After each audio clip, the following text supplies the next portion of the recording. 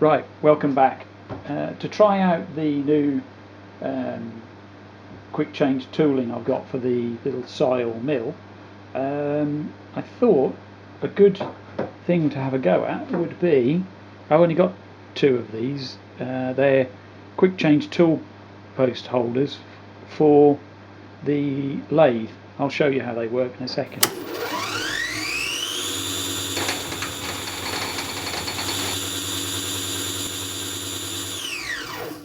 Right, here we are at the lathe. Get a bit of light on it so you can see.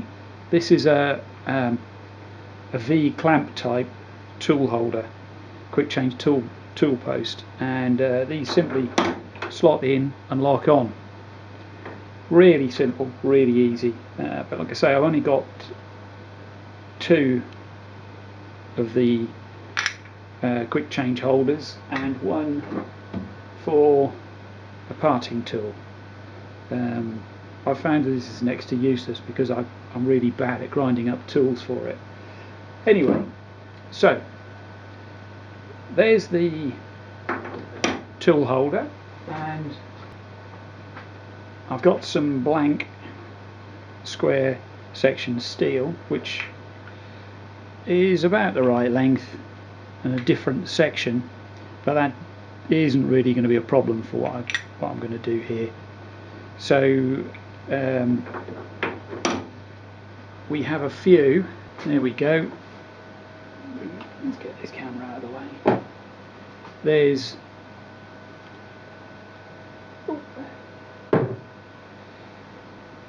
11 of them, which I've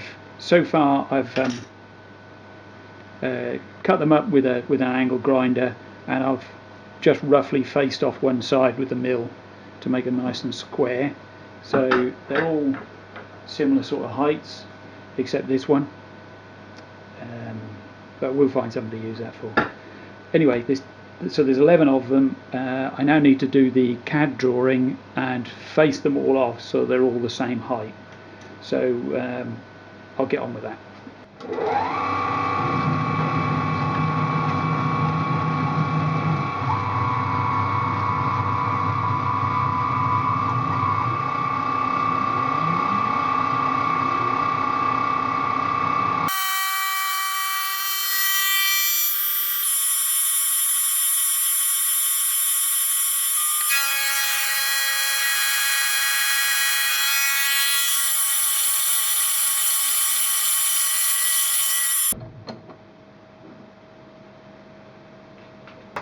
Right, here's the little ruse I came up with to get these blocks all in the right place. Whoops. Oh, blimey. Mark a centre line. Over to the mill. I've set zero. Set my zeros, and so what we're doing, I don't know if it'll focus this closely, is I stuck a little piece of printed circuit board on the vice jaw with a drop of super glue, and all you need to do is line the centre line of that up with the line engraved on the PCB, and each of these blocks will then always be in the right place, because I've got quite a few of these to do. They all vary in length, so you couldn't put a stop at the end because it would move the position of the slot. So marking the centre line struck me as being the easiest way of doing it.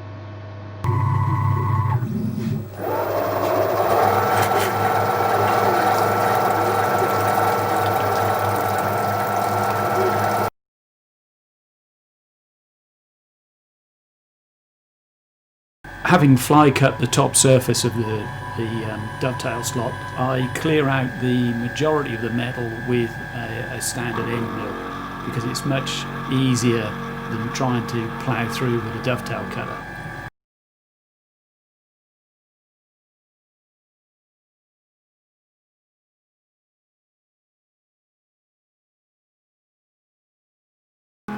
Apologies for not having any footage of the dovetails being cut. It was a fairly standard process. It did take a long time because I had to, the cutter's not hugely efficient, so I had to nibble out very small quantities of material each time. So I'm guessing from memory, I think it must have taken 3/4 of an hour to do each of the dovetail slots. So it was a lengthy process. Right, full disclosure, warts and all, I've had a problem with my power drawbar. It's been working really well up to when this tool, you can see that's well graunched up, focus, got pulled out of the collet, so I need to redo that, but it's hardly surprising, that's what it did to the work. I think that's probably scrap. Damn it. I actually managed to record the footage of the tool holder getting pulled out of the collet. If you watch closely, you can see that it's slowly slipping out of the collet to the point where it actually stalls the mill.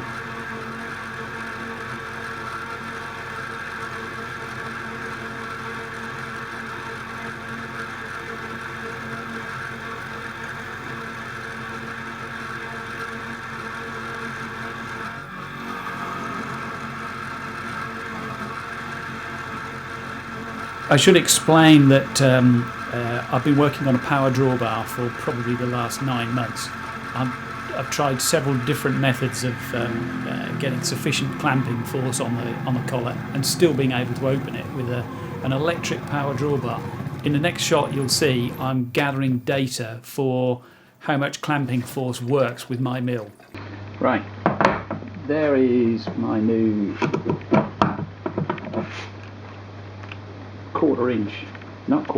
3/8 of an inch torque wrench. Now I fired the mill up. I need to take the dovetail cutter out and put in my new, here we go, my new 10mm ripper cutter. No, that's not the one I want to put in at all. I'm not thinking right. This is the one I want to put in, fly cutter. My fly cutter, and then I need to, this is the last tool holder that's working. I wrecked two. I need to face it off and keep taking little slivers off until I can get, there it is. This is I've got a spare tool holder for the lathe. So this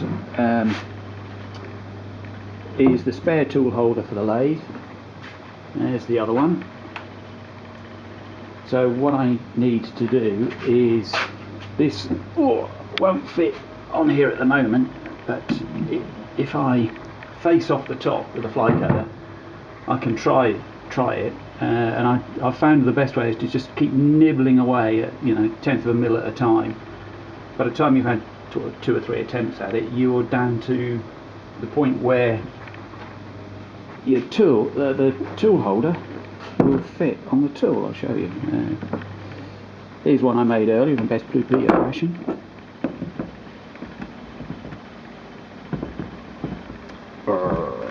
It's a bit stiff. There you go, and that will lock on nicely. It needs a bit of deburring, that's why it's a bit stiff. But the trick for me seemed to be to just nibble away. I can't get it off one-handed.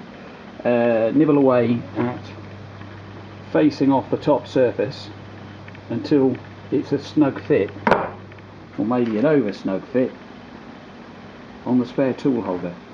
Then I know. Try another one. I know that it should fit nicely. There we go.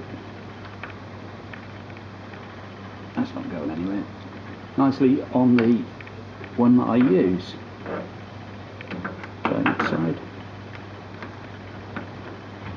There we go. Some are tighter than others, but yeah, that's what you expect, isn't it? Anyway. So I'll put you on a tripod or as we say, a converted mic stand, and we will find out, using the jolly old torquey wrenching, what the drawbar pull is on this particular tool, so that I've then got an idea of what to set it for this tool, and then eventually that will get, you know, once I've done 2 or 3 tool changes and we've got a rough idea of what's not pulling out of the collet, then I will be able to have some, or we'll generate some figures that we can then use to redesign the power drawbar to make it so that it bloody well works. It does work, but it doesn't work well enough. About 26.5. I'll work that out. 25.5, 26.5, I don't know. You probably can't see that very well. Neither can I. Anyway, right, so now we know what this tool is set to, we can whip it out and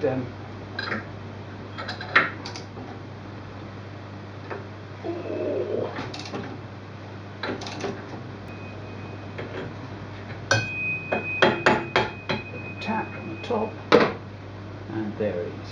There it is. The inserts in this are looking a little I don't know how so I can get close to the camera. Focus, for goodness sake. There we go. Yeah, they're looking a little sorry for themselves.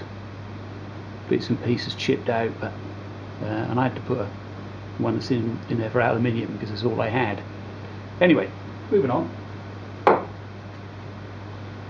Right, here's the jolly old fly cutter. The eagle-eyed of you will have noticed there's no undercut on this fly cutter to clear the end of the collet.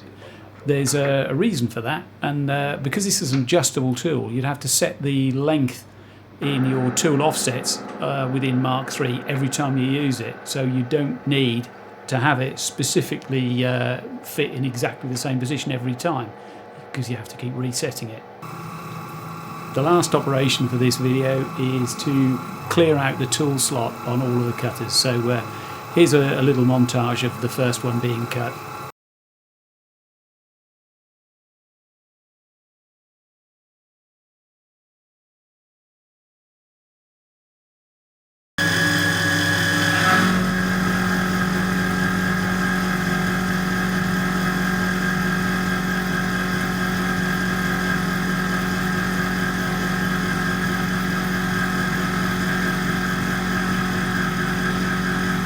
With a final skim pass, that's it for this video, part 1.